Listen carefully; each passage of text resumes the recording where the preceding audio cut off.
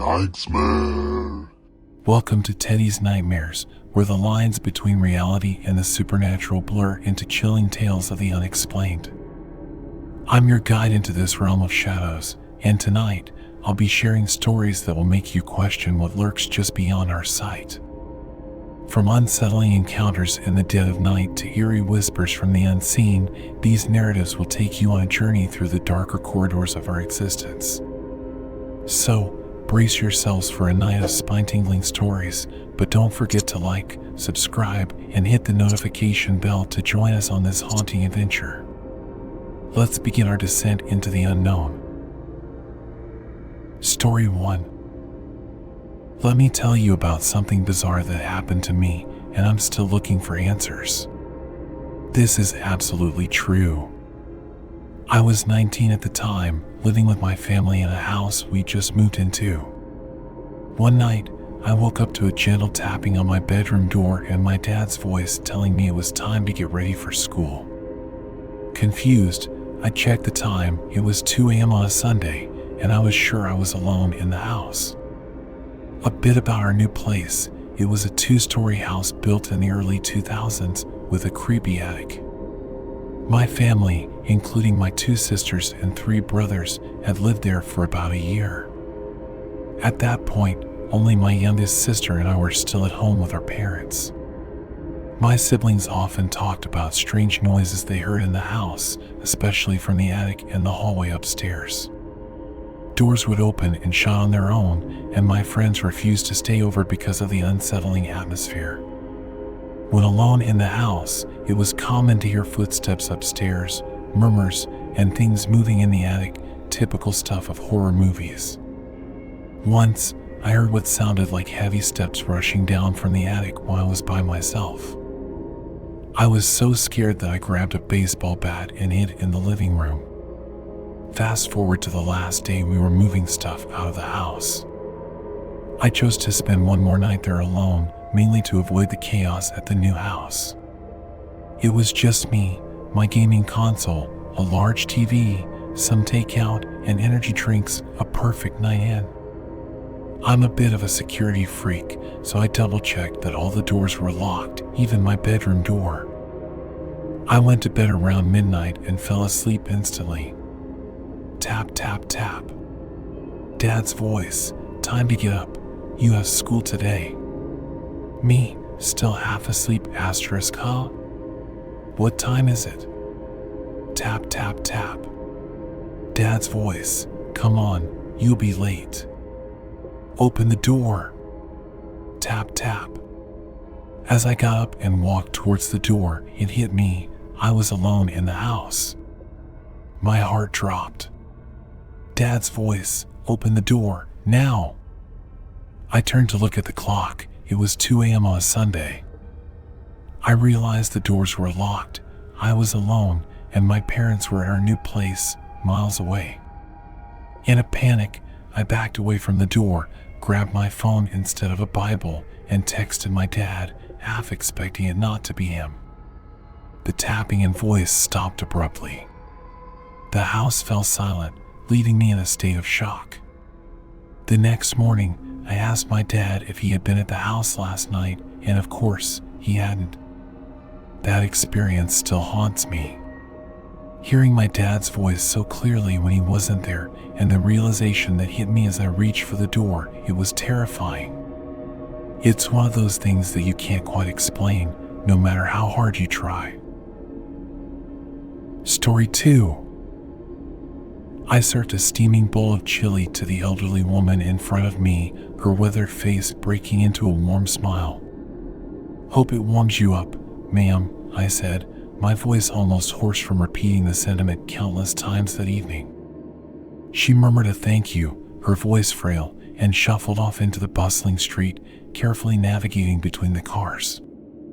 Our modest stand, a part of the annual Christmas charity event, was a hub of activity, offering more meals to the less fortunate. This was my second year volunteering with the local community center, and the joy of helping others had quickly become a passion. Spending my days in a hectic office job, these volunteering stints provided a much-needed perspective shift. Seeing the impact of simple acts of kindness recharged me for the daily corporate battles. We were nearly out of food, signaling the end of a long but fulfilling day. Stationed at the corner of Maple and 5th Street, the quiet hum of the nearby creek added to the serene winter atmosphere. Our city's homeless often found refuge near the creek for its accessibility to water. The clock was nearing 9 p.m., and a cold breeze made me shiver, my coat barely warding off the chill. Suddenly, I felt a gentle tap on my shoulder. Turning around, I was greeted by the kind face of Mrs. Jenkins, the event organizer, holding a bag filled with sandwiches and thermoses. "Lucas didn't show up today. He might be under the Henderson Bridge again," she said, her expression tinged with concern.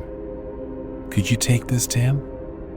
Without hesitation, I agreed and set off with the provisions.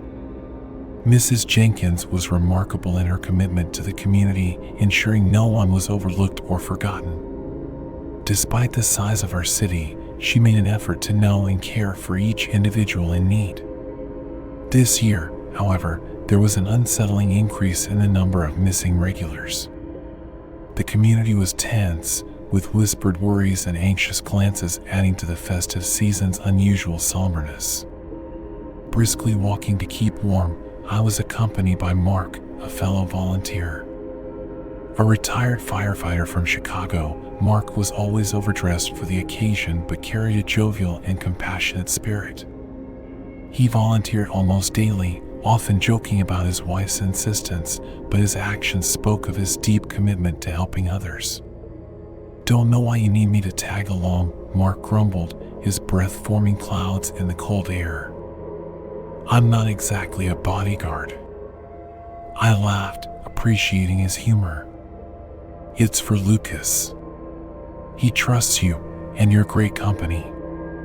Lucas was a familiar face, a man struggling with mental health issues and living on the streets. He often sought shelter under the Henderson Bridge, and we all made sure he had regular meals. Approaching the bridge, an acrid smell hit us, a mix of decay and something chemical. It wasn't unusual in these parts, but the air had an unusual bite to it tonight. Then, unexpectedly, the air filled with snowflakes, replacing the rain that had been falling just moments before.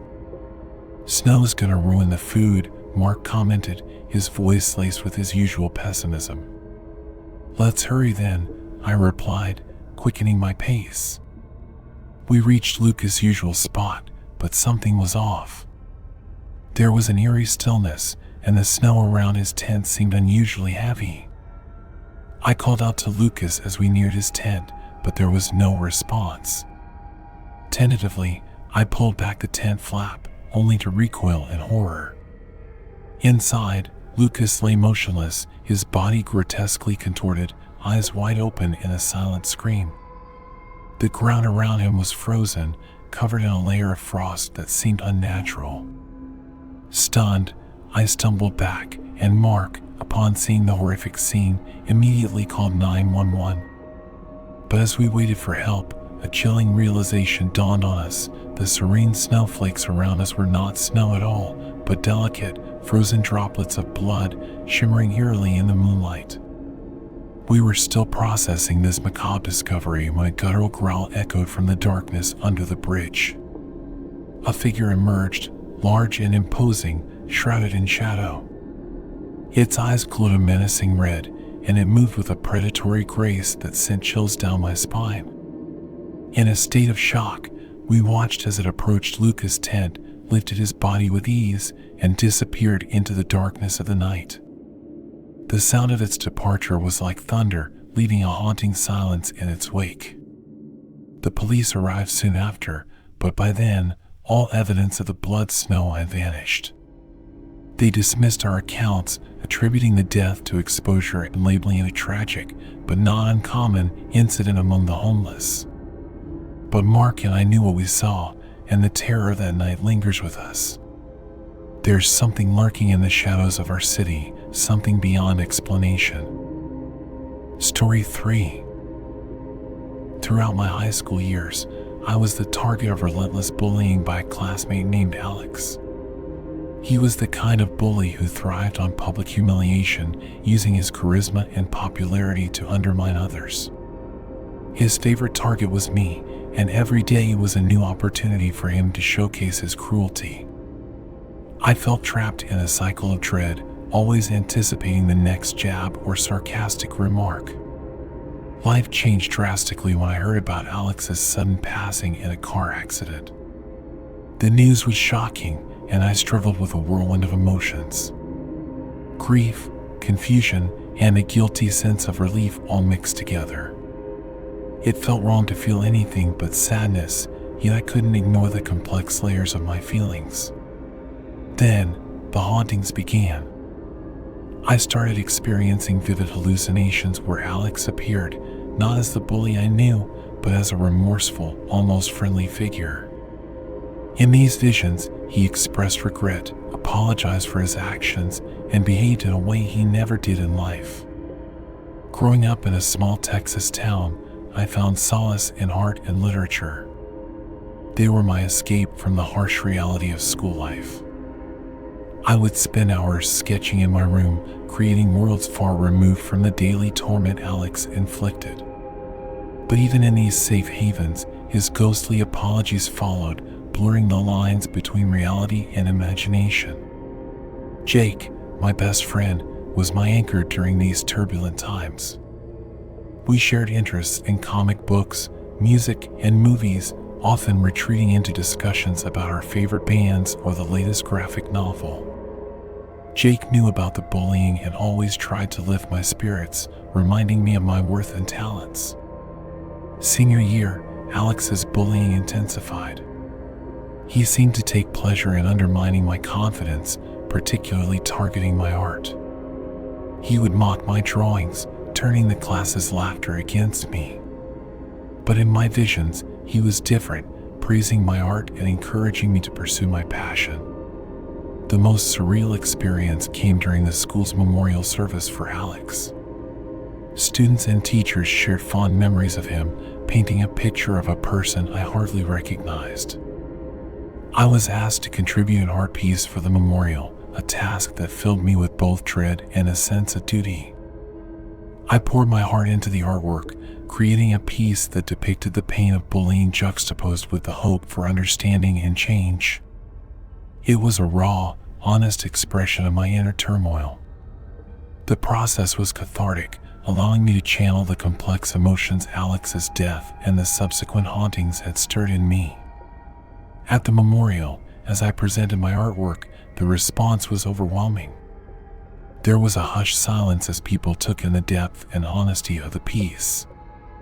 It sparked conversations about bullying, empathy, and the unseen struggles many face. It felt like a turning point, not just for me, but for the entire school community. Gradually, the visions of Alex began to fade.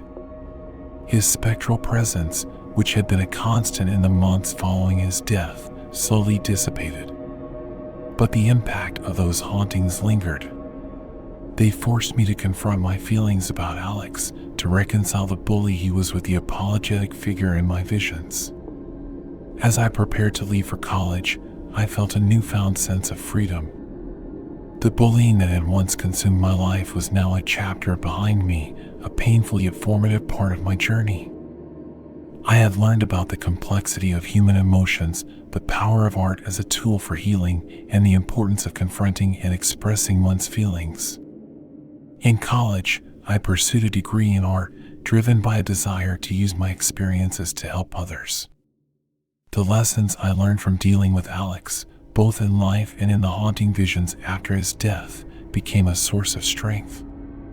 They taught me empathy, resilience, and the transformative power of forgiveness. Alex's ghost, whether a figment of my imagination or something more, had been a catalyst for my growth. It challenged me to look beyond the surface, to understand the multifaceted nature of people, and to find healing in self-expression. As I embarked on this new chapter, I carried with me the profound realizations from those haunting experiences, ready to face the world with a stronger, more compassionate heart. Story 4. The Ghost of the Nurse. In 2019, during a particularly harsh winter, I found myself hospitalized due to a severe case of pneumonia. The hospital was understaffed due to the weather, and I could only have one visitor throughout my stay, which was my sister. After a couple of days, she had to leave to take care of her own family, and I was left alone. That's when a nurse named Sarah said she'd be looking after me. She was exceptionally kind and would often sit with me for hours, just talking and keeping me company. I was quite weak and couldn't do much on my own, so her presence was a great comfort. She would tell me stories about her life, her travels, and her experiences as a nurse. It felt like I had known her for years.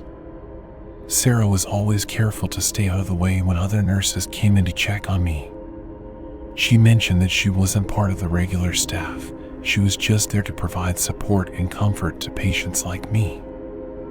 I found it odd that the other nurses never interacted with her, but I was too ill and grateful for her company to question it. The day before I was to be discharged, Sarah told me she had to leave but promised to come back and check on me one last time. I thanked her for everything, feeling a deep sense of gratitude for her kindness. Later, when my sister returned, I told her about Sarah and how much her presence had helped me. But as I was talking, a nurse who was changing my floor looked puzzled and said there was no one named Sarah assigned to my room or any part of the hospital. Concerned, I described Sarah to the nurse, and that's when things took a surreal turn. She called over a colleague, an older nurse who had been working there for decades. I repeated my story, and the older nurse's face turned pale. She pulled out her phone and showed me a picture of a young nurse with a bright smile. It was Sarah. She then sat down, her voice trembling, and told me that Sarah had been a nurse at the hospital but had passed away in a car accident several years ago. I was stunned. The whole experience felt so real, yet here I was, being told that my comforting companion was a ghost. The older nurse thanked me, tears in her eyes, saying it brought her closure to know that Sarah was still looking after patients, even in death. Since then, I've often thought about Sarah and why she chose to visit me. Her presence in my most vulnerable time was a source of strength, and in some strange way, I hope to meet her again. Story 5. I received a peculiar Amber Alert on my phone late one night, reading, "Avoid looking at the stars." Confused and a little alarmed, I noticed a flood of notifications on my phone. Nearly every app displayed a message, "Check out the stars. They're mesmerizing tonight." Initially, I thought it was a prank, a weird, coordinated effort to scare people. But every notification repeated the same eerie message. Trying to make sense of it, I realized something was very off. My curiosity was piqued, but the repeated warning from the Amber Alert echoed in my mind. Deciding to get a second opinion, I messaged my friend Mark. Opening our chat, I was stunned to see all our previous messages had vanished, replaced by a single phrase, "Check out the stars. They're mesmerizing tonight." This had to be some kind of elaborate hack. Despite my unease, I texted him, asking if he'd received the same bizarre alerts. Shortly after, his reply came, echoing the same unnerving invitation to look at the stars. This wasn't just my phone, something more sinister was happening. Tossing and turning, I attempted to sleep but couldn't shake the feeling that something was terribly wrong.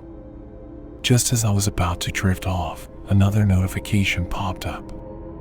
Expecting more of the same, I was surprised to see it was from another friend, Sarah, asking if I was awake and mentioning the strange Amber Alert. Relieved to have someone sane to talk to, I quickly responded, sharing my experience. Sarah hadn't looked at the stars either and urged me not to. Her seriousness was out of character. She was usually the one who loved a good mystery. I paced around my room, curiosity battling with apprehension. Sarah kept texting, insisting I shouldn't look. But the more she warned me, the more I wanted to see for myself. What harm could there be in just a peek? I couldn't resist any longer. I turned off my phone, walked to my window, and drew the blinds. The stars were unlike anything I had ever seen, larger, brighter, and casting an ethereal glow across the night sky. They seemed to dance and shimmer, creating a hypnotic display. I was so captivated that I didn't notice my phone buzzing incessantly. It was Sarah, frantically asking if I had looked at the stars. I slowly typed a reply, my fingers moving almost involuntarily. "Check out the stars. They're mesmerizing tonight." As soon as I sent the message, I realized what I had done. I had become part of the strange phenomenon, urging others to look at the stars, just like everyone else. The beauty of the stars faded, and a cold dread settled in. What had I seen, and what had it made me do? The night no longer felt safe, and the stars seemed to watch me with an unknown, ominous intent. Story 6. I first encountered something terrifying during a bout of sleep paralysis. My experiences began while I was attending a religious university in 2018. The university campus was an enclosed space, housing the academic buildings, dormitories, and a chapel all within its boundaries. I lived in a dormitory with 10 other students. Every evening, precisely at 8:30 p.m., we would form a circle in our common room for night prayers. On a particularly tiring day, I didn't feel like joining the prayer circle. So, I lay in my bed, feigning sleep, while my roommates gathered a few feet away. As they started their prayers with "Our Father, who art in heaven," an overwhelming sensation of paralysis took over me. It felt as though I was being pulled into a deep abyss, my body heavy and unresponsive. The prayers of my roommates sounded distant, muffled by an inexplicable fog that clouded my senses. I wanted to cry out, but no sound escaped my lips. The prayer session ended, but I remained trapped in my paralyzed state. It wasn't until one of my roommates came over to my bunk and noticed my distress that I was jolted out of the paralysis. The terror of that night left all of us sleepless. After that incident, my sleep paralysis episodes became more frequent, particularly when I slept on my stomach. Over time, I began to recognize the signs of an impending episode, a peculiar ringing in my ears, like a distant gong. I'd fight to stay awake, but often the paralysis would engulf me. During these episodes, I would lie there, conscious yet unable to move. I would keep my eyes shut tightly, reciting prayers over and over, which somehow seemed to help. I knew I was experiencing sleep paralysis because whenever I dared to open my eyes, the room would look familiar yet unsettlingly different. It was like stepping into an alternate reality, charged with malevolence. One terrifying night, sleeping beside my partner, I awoke to find the room shrouded in darkness, the walls seeming to pulse and breathe. I felt an oppressive presence and tried to wake my partner, but he was unresponsive. When I finally managed to nudge him, he turned toward me, but his demeanor was menacing, not at all like himself. He appeared to morph into a malevolent, shadowy figure. A voice, deep and chilling, taunted me, saying, "Your prayers won't save you now." I struggled, screaming silently, trapped in this horrific hallucination. After what felt like an eternity, I finally snapped out of it. Since then, I've avoided sleeping on my stomach. My sister, who knows all about my experiences, thinks that something sinister attached itself to me at the university. There were rumors that the university grounds were a site of historical conflict, possibly with unmarked graves from a forgotten war.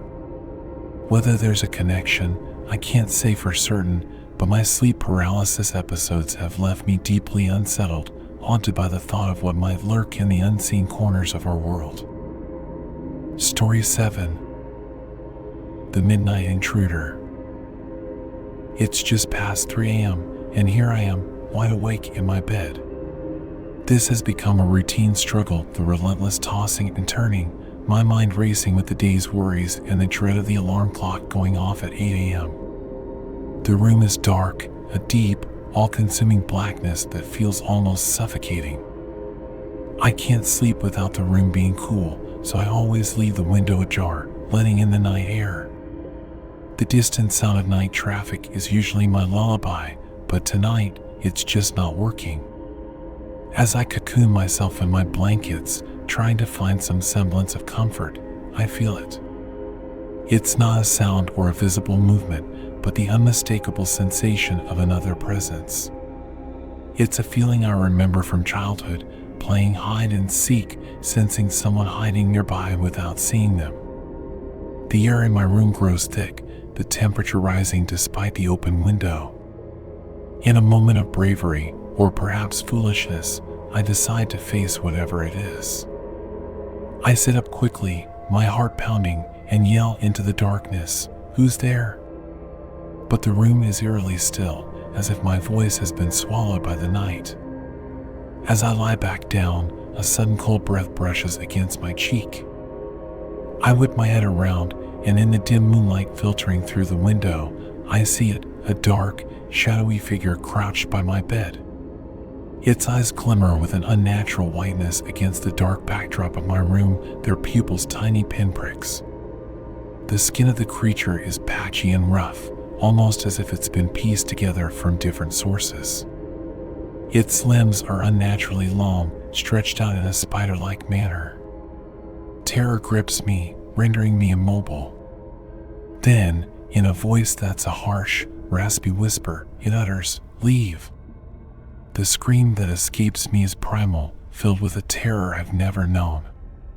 The figure begins to repeat the word, each time more urgently, its voice like sandpaper on my nerves. The smell emanating from it is like a mix of damp earth and rotting wood, a natural decay that is profoundly unsettling. Frantically, I reach for the lamp beside my bed. As the room floods with light, the figure vanishes as if it were just a trick of the shadows. But the cold spot beside my bed and the lingering scent in the air tell me it was all too real. The next day, I call in sick at work. The thought of closing my eyes fills me with an unbearable dread. For days, sleep becomes a distant memory. The fear of that night's visitor returning hangs over me like a dark cloud. I've tried to rationalize it, to convince myself it was a product of my overactive imagination, but the memory of those piercing white eyes and the chilling voice haunt my every moment. I've started to sleep with all the lights on, a small measure of security against the darkness. I've searched online for similar experiences, reaching out to forums and communities, desperate for an explanation. But answers elude me, leaving me in this limbo of fear and exhaustion. If anyone out there has gone through something like this, or knows what it could be, please reach out. I'm at my wit's end, trying to make sense of an encounter that defies understanding, yearning for a night of peaceful sleep that seems like a distant dream. As we conclude tonight's episode of Teddy's Nightmares, I can't help but wonder, what is it that lurks in the shadows of our world? These stories we've shared, chilling as they are, remind us that sometimes the line between the known and the unknown is thinner than we think. Have you ever experienced something inexplicable, something that defied logic and reason?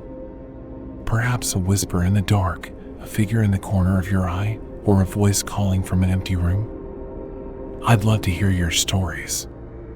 Share them in the comments below. Let's unravel these mysteries together. And if you enjoyed this eerie journey through the unknown, don't forget to hit the like button, subscribe, and activate the notification bell. Your support helps keep our community of the curious and the brave thriving. Thank you for joining me in this realm of shadows and whispers. Until next time, stay vigilant, keep questioning, and remember, not all nightmares happen while we're asleep. Goodbye, and see you in the next video.